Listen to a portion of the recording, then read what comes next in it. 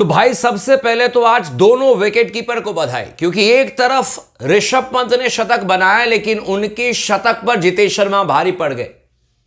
और मैं दोनों विकेट कीपर पर चर्चा तो करूंगा, लेकिन एक चीज मैं जरूर कहना चाहता हूं कि जब पहला मैच था आरसीबी का, जब पहला मैच था आरसीबी की टीम का, तब भी आपके स्पोर्ट्स टॉक ने कहा था कि इस बार टीम कमाल जरूर करेगी।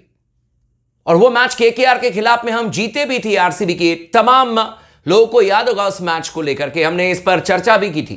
बहुत सारे लोगों ने कहा कि नहीं नहीं ऐसा कुछ नहीं होगा, आरसीबी की टीम जो है ऐसी है वैसी है, एक बार फिर से हारना शुरू हो गया, ये हो गया वो हो गया, लाना फलाना ढिमकाना। लेकिन भाई साहब आज 228 रन चेस करना ये मजाक नहीं था।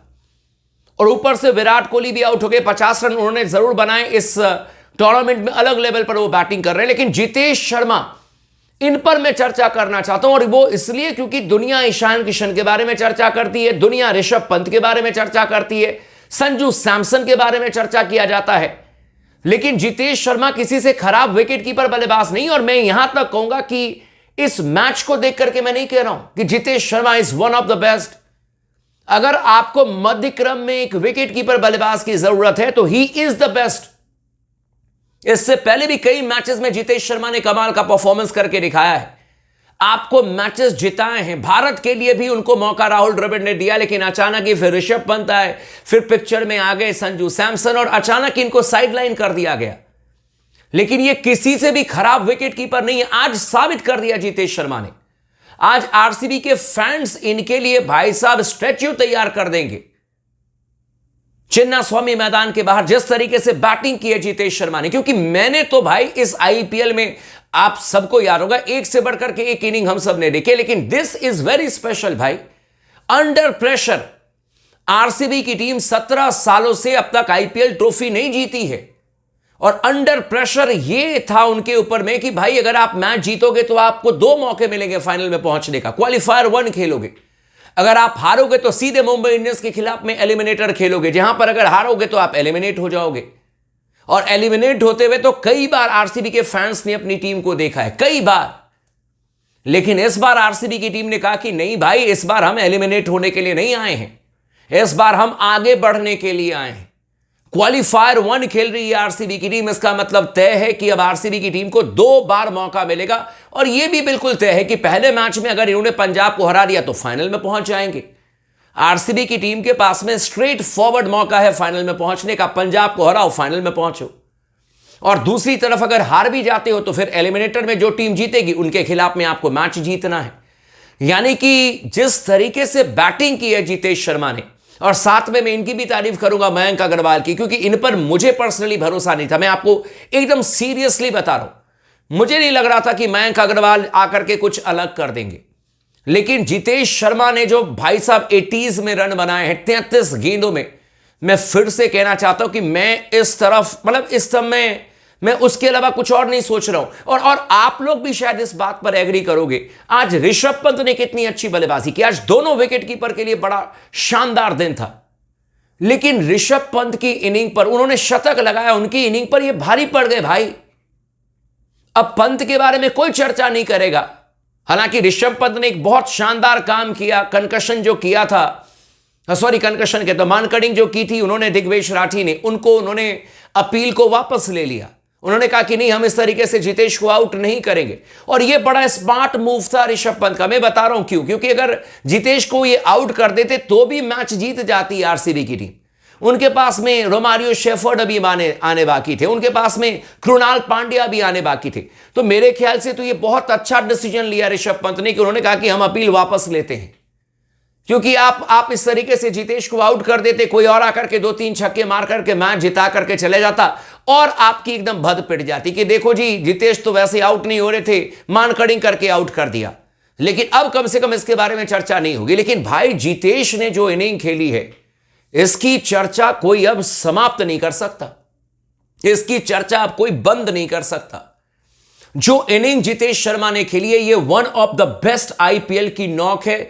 और मैं डंके की चोट पर आप लोगों को कह सकता हूं कि भाई इस बैट्समैन में बहुत टैलेंट है। पिछले मैच में मैंने जरूर कहा था कि जितेश शर्मा को जिम्मेदारी लेनी होगी, इसके अलावा मयंक अग्रवाल को जिम्मेदारी लेनी होगी और इनको भी जिम्मेदारी लेनी होगी, रजत पाटीदार को।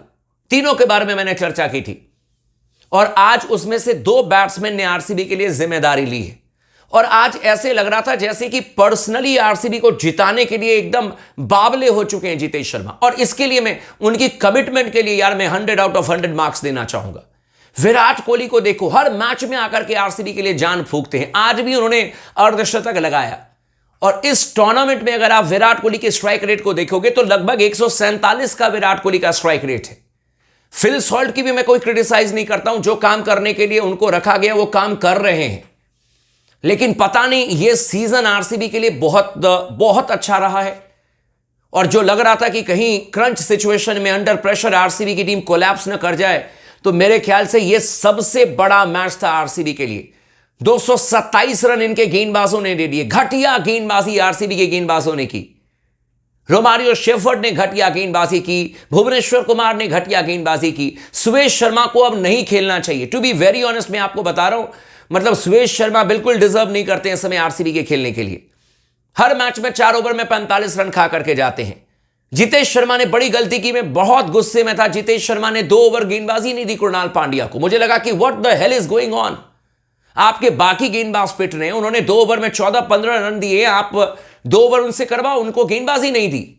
लेकिन अंत भला तो सब भला। मतलब मैं ये नहीं कह रहा हूं कि मैं मतलब ठीक है, जितेश शर्मा पर गुस्सा फूटा था मुझे मतलब मिड इनिंग में कि यार क्या कप्तानी की है, लेकिन भाई उस गुस्से को उन्होंने शांत कर दिया अपने दम पर, मैच जिता करके अपनी टीम को, आरसीबी की टीम को। और मैं बैक कर रहा था, मैं चाह रहा था कि आरसीबी की टीम बेहतर करे, क्योंकि देखो लखनऊ की टीम अगर जीत भी जाती तो लखनऊ की टीम 12 से 14 अंक पर पहुंच जाती है कि नहीं, क्या हो जाता लखनऊ की टीम के लिए।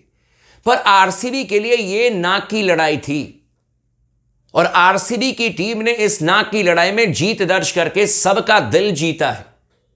आज सब कहेंगे कि आरसीबी की टीम के पास में वो टैलेंट है, आरसीबी की टीम इस सीजन डिजर्व करती है, वो चाहे तो इस सीजन चैंपियन बन सकती है और मेरे ख्याल से बनना भी चाहिए। पंजाब, आरसीबी, ये दोनों टीमें अब तक चैंपियन बनी नहीं है, लेकिन गुजरात और मुंबई इंडियंस को भी अब कम मत लीजिएगा। तो मोटे तौर पर भाई कहानी यह है कि जितेश शर्मा ने अपने दम पर, विराट कोहली ने अपने दम पर आरसीबी की टीम को तो भाई पहले क्वालिफायर में पहुंचा दिया है।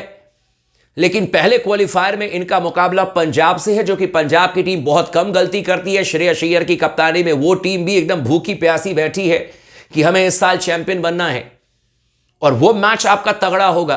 और एलिमिनेटर मुंबई इंडियंस बनाम गुजरात टाइटंस के बीच में 6 बार दोनों टीमों ने मिलकर के ट्रॉफी उठाई है। 5 बार मुंबई इंडियंस और 1 बार आपकी गुजरात टाइटंस की टीम। और मुंबई इंडियंस की टीम ने अब तक गुजरात को हराया नहीं है इस सीजन, तो उनके लिए एलिमिनेटर भी बड़ा मुश्किल होगा। लेकिन you never know, Mumbai Indians यानी कि अगर टॉप 4 में है, क्वालिफाई कर चुके प्लेऑफ्स के लिए, तो वो किसी को भी कभी भी हरा सकते हैं। तो दोनों मैच पर नजर रहेगी। लेकिन कांग्रेचुलेशन जितेश शर्मा, भाई आपने कर दिखाया, आपने वो काम किया जो कि शायद ही कोई और बल्लेबाज करेगा। वेल डन यार, वेल डन।